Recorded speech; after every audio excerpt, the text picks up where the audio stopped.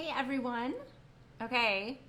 I told myself I was going to meditate before this episode because I don't know. I'm feeling a little hyper today. I think because I'm so excited by some of the pieces. Some of them are a little challenging. I have some backups that people have kindly given me in case the first request is not as favorable today based on my brain. But anyway, an exciting show. I wanted to make a comment about the opening screen if you got here early. Great exciting news is that next Sunday at the normal time and station, I'm going to be joined by two pianists that are living in the UK, and they are actually Greek pianists, but they're in the UK. They form the piano duo, the Ivory Piano Duo there. They're just coming out with a new CD, which I think they'll tell you about next Sunday. But their names are Natalie Zaldarakis and her husband, which he goes by a couple names, but we're going to go with Peter Arkantides. I am hoping I said that somewhat decently. So anyway, they took me up on a challenge on Twitter. I put it out there that people could join me if they wanted to, and we would sight read the same pieces, maybe compare notes about our strategies and that type of thing. So next Sunday, 1 o'clock Eastern Standard Time, they'll be joining me as long as technology all works well. All right, so enough of all the stuff. I know people want to get to the music, so without further ado, we're going to get started. And apologies for my dog. Hopefully in a minute my daughter can try to persuade him into her bedroom to close the door and we don't have to hear him all afternoon. The first request is a piece by Jaëll Trautmann, and this is the Feuillet d'album. And again, I am just terrible at languages, so just forgive my French. So let's start. It's Andantino, which is, I saw it was an Andantina, so I thought, let's start with that. Looks like it has some very interesting time changes in here, so that'll be interesting. D minor, 4/4 at the beginning. It does go into 6/8,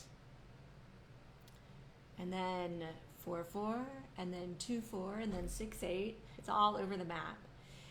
And then after it's in D minor for a while, it goes to what looks like B flat. It starts with an E flat chord.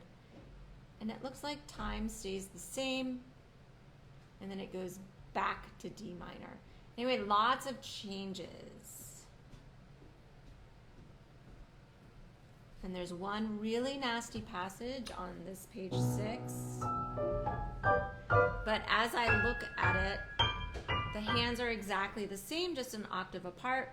So what I'm going to try to do is focus on the left hand and tell my right hand to just mimic my left hand. We'll see how that works. Anything else extraordinary? Looks like those 16th notes where I was just playing are the fastest notes, but that's also in a cello rondo, so I'm not going to use that for a tempo indicator. So I'm kind of listening to the melody, or trying to hear the melody.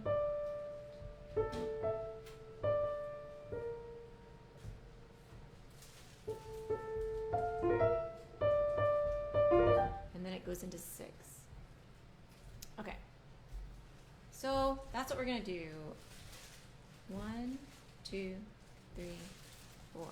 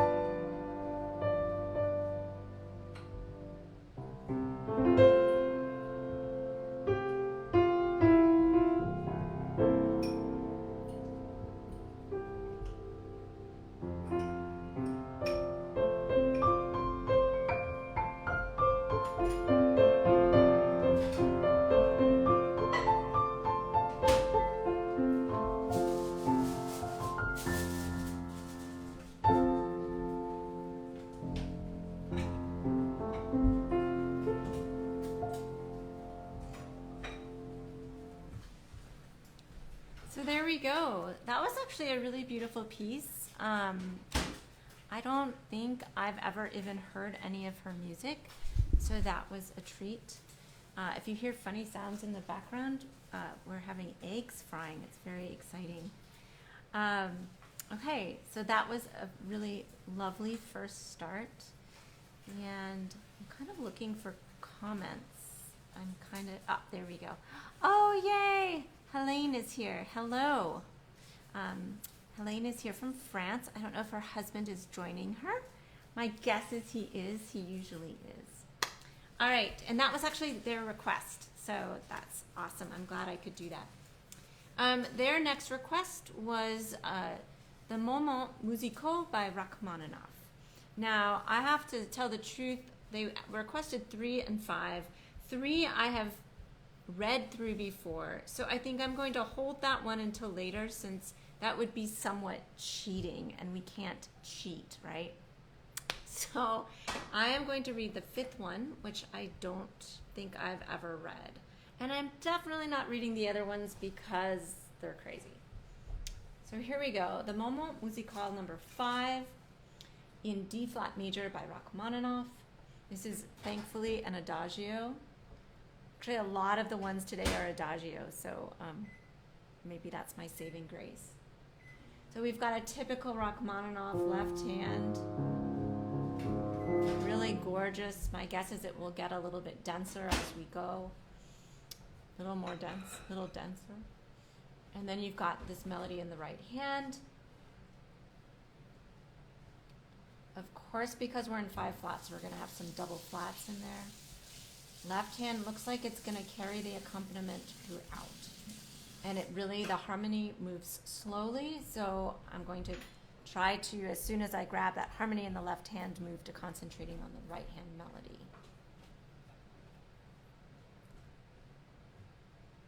I don't see any really complicated rhythms. All triplets, 8th notes.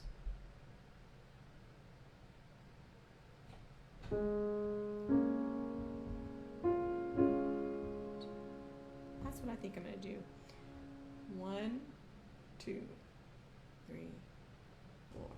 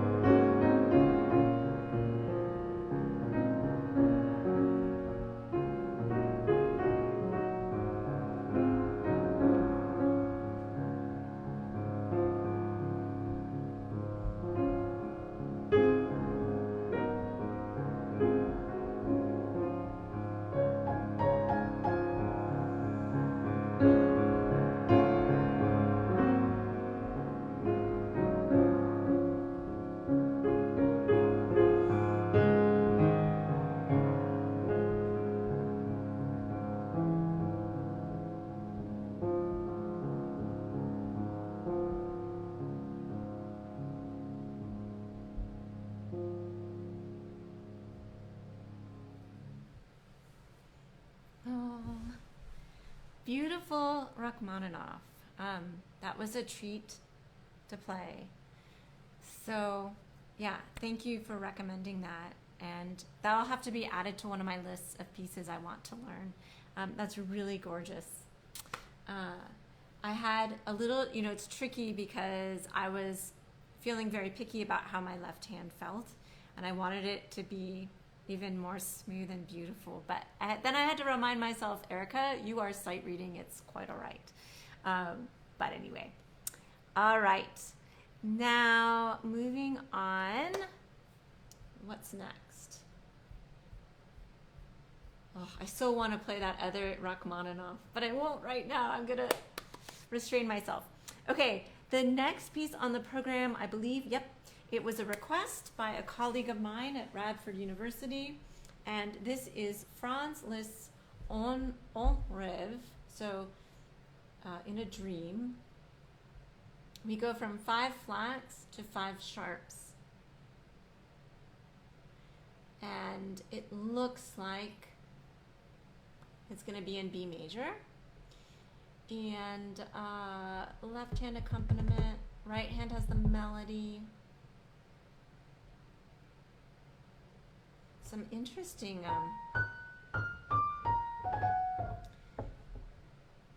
intervals in there.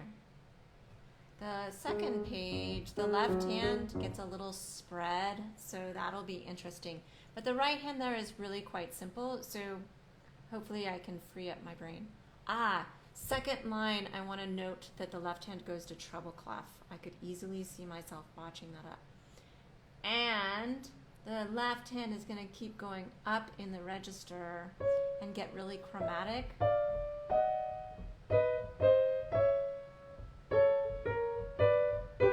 But it's a pattern, so that's nice. Okay, so I'll have to try to follow that pattern. The right hand is a little bit more simple there, so focus on the left hand there. We've got some big chords in the left hand at the end, so we'll see what happens. Okay, mostly eighth notes. There's a few triplet figures in the right hand.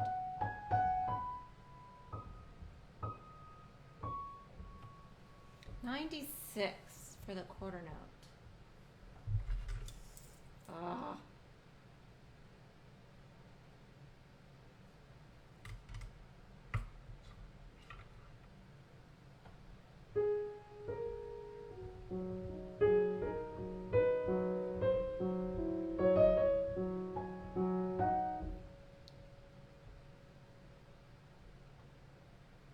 Okay, I'm gonna do feel it in 2 actually, but a slow 2. 1, 2, 3, 4, 1, 2, 1.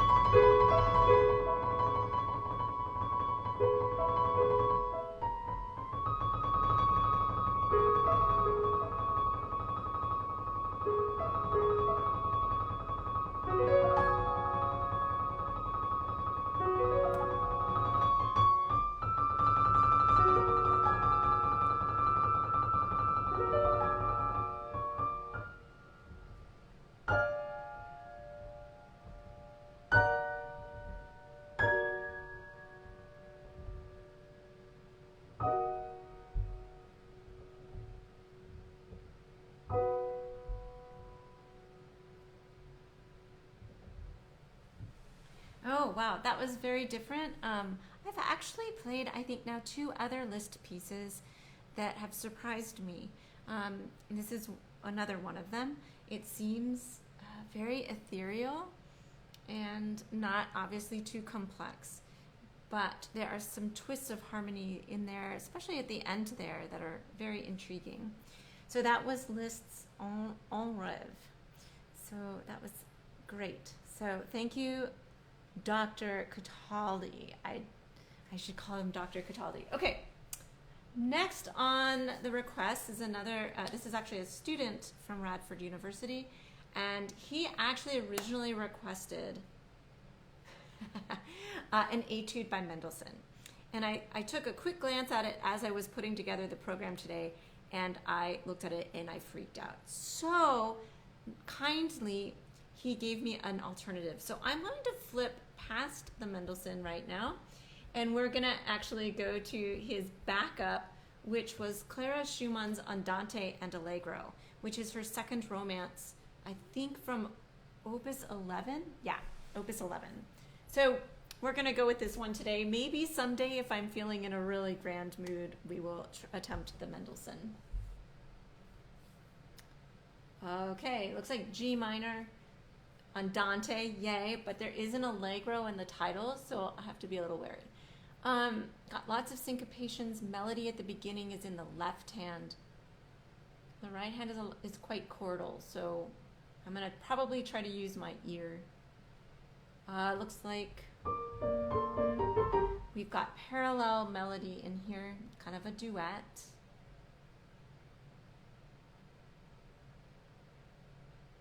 Nothing too crazy rhythmically. We have an adagio at the very end of that first section, and then we have an allegro passionato, and it's all crooked, so I might tilt my head. It's in 4, and it looks like it's in B flat, and we have this steady rhythm, bum bum bum bum bum bum bum.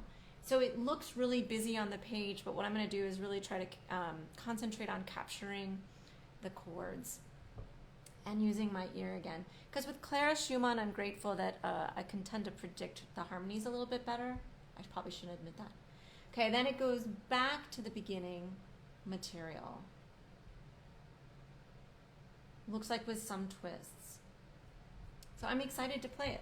Okay, so G minor to B flat. Fastest note values are 8 notes. But the first part's an andante. So maybe 1, 2, 3, 4, 2.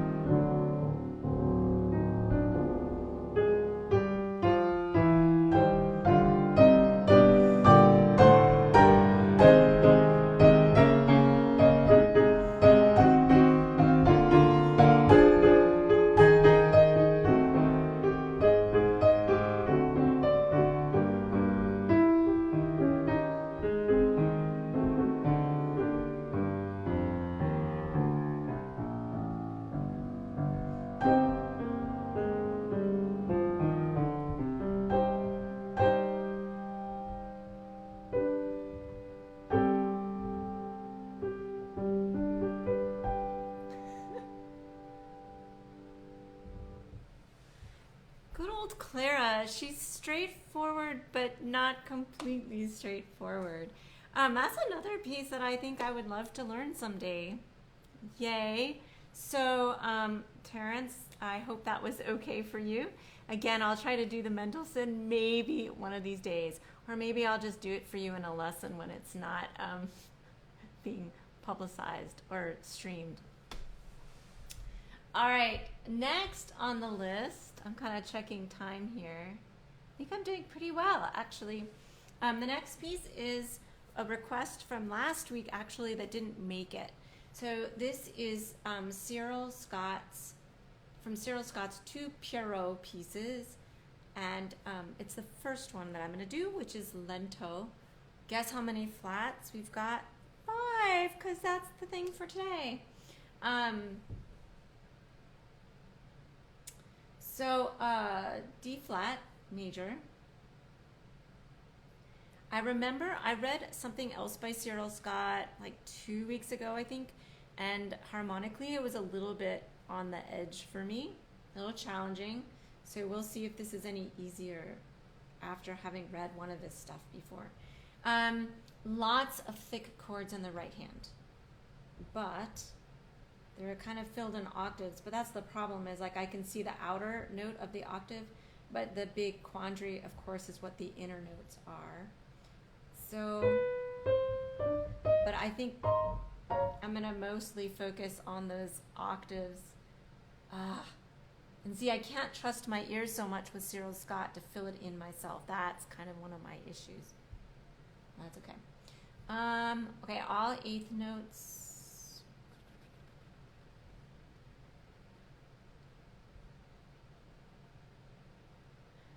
Looks like the melody is predominantly in the right hand. Good to know. But yeah, really thick chords. And lots of accidentals. Trying to get it in my ear. I don't know.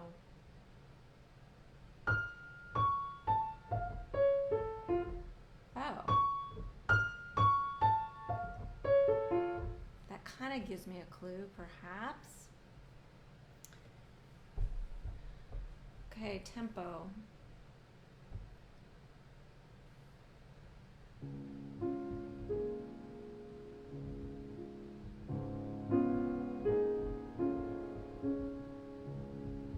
This might give it away. Oh my gosh, that sounds like little Turandot in here. Okay. Maybe I'll use that as my tempo. Who knows? 2.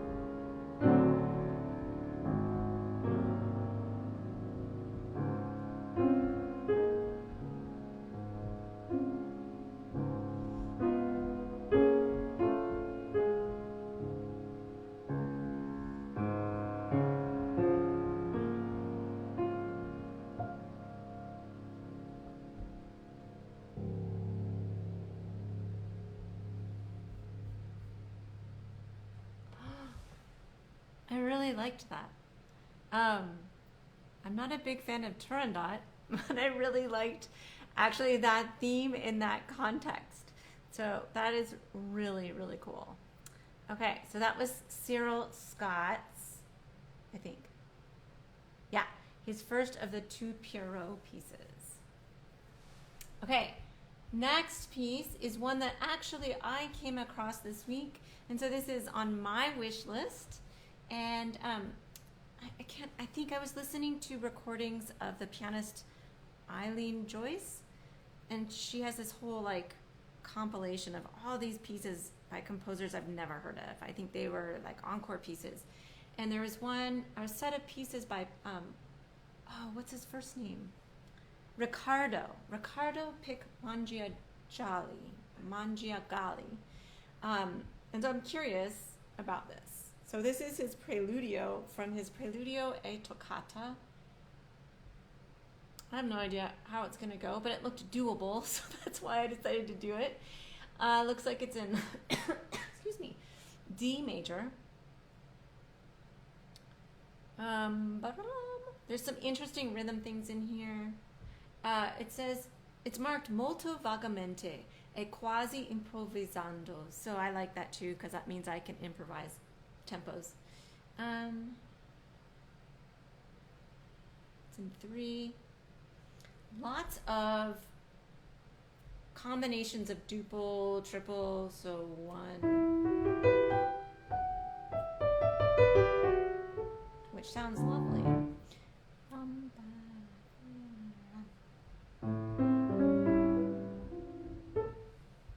I'm very curious. Okay. Looks like melody is in the right hand. Left hand is accompanimental. It has that same figuration throughout. So, and hopefully it won't just, it ends on a, what do you call it, fermata before the toccata. So hopefully it won't leave us too much hanging. I have no idea what to expect. Oh, we've got some ledger lines. Before I jump in, let me make sure I have a strategy. Yeah, no problem. I'm going to read intervallically, basically. It's not that much. All right. Again, I love it that it's quasi improvisando.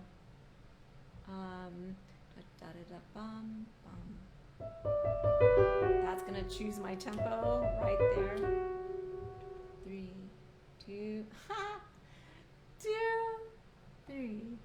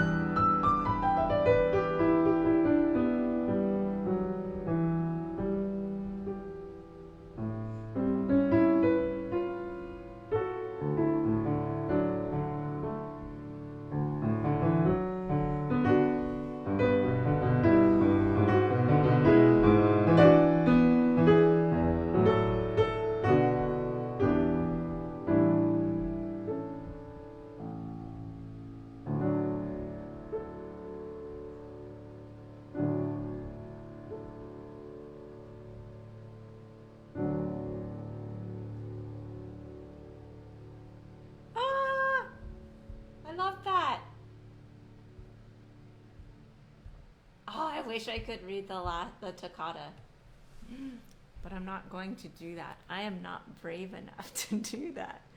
Okay, that was absolutely really beautiful. I think Helene, was that the one I just played that you said bravo to? I thought it was really beautiful too. I really love that. And a new composer to me entirely, which is really exciting. Okay, what's next on the docket? Oh, okay. This one scares me a little bit. This one is another request. Oh no, it did come in this week. And this is by Charles Thomlinson Griffes. His music really scares me. I like it, but it scares me.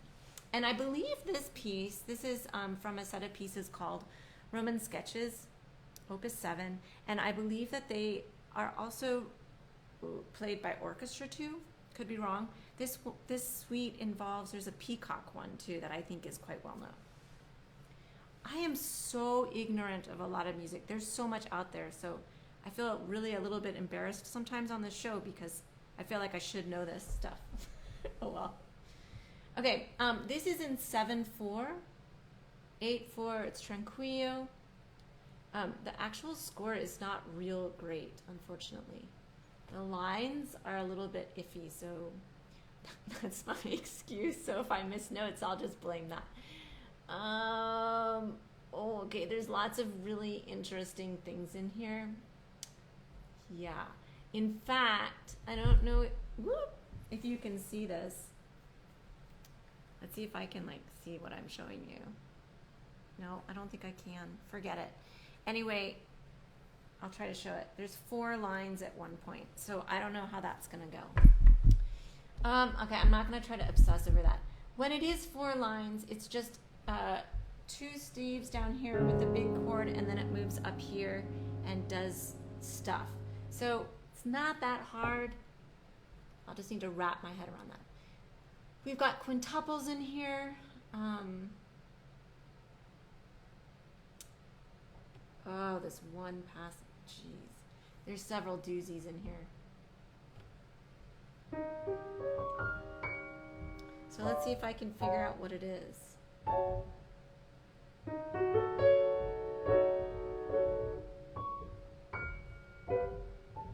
Are they the same chords?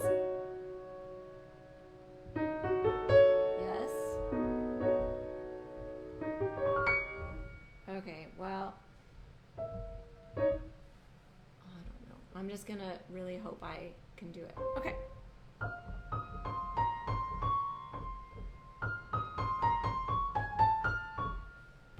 And then when you have the 5s and the 6s in the left hand,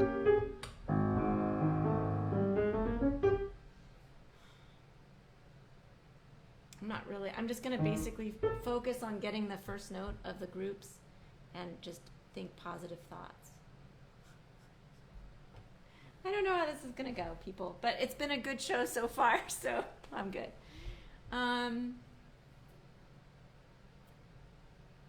It's called Clouds, so my guess is it shouldn't go too fast. And actually it says 60 to the quarter note. That seems kind of fast, but yada. To remember quintuples, I think hippopotamus. 1,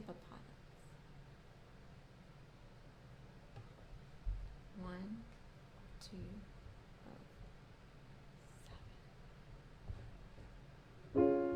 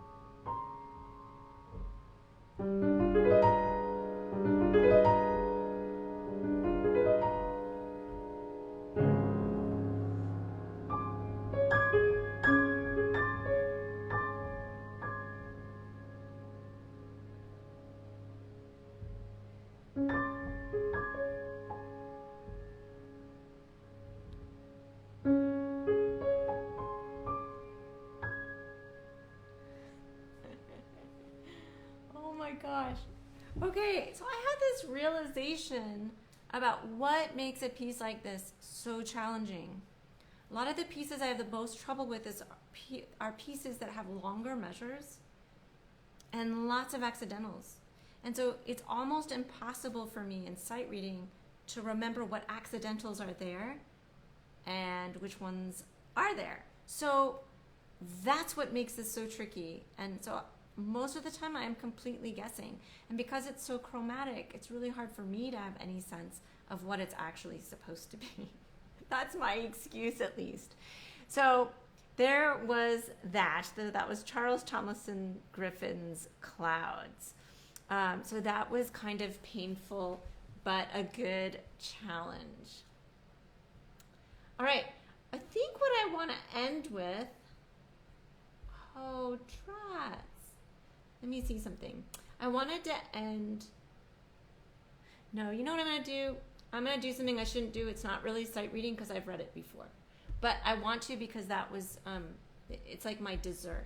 I'm going to go ahead and read through Rachmaninoff's third Moment Musical because it's been a while since I've read it and I absolutely love it. And to tell you the truth, I think it might just capture, I'm pretty cheerful today. But, you know, there's a lot of crazy things going on right now in the world. And I think this might capture a little bit of what I feel a lot of the time right now. And I imagine you might too. So here's the third Moment Musical in B minor by Rachmaninoff. This is hard because I really love this piece. I want to do it justice, but we'll see.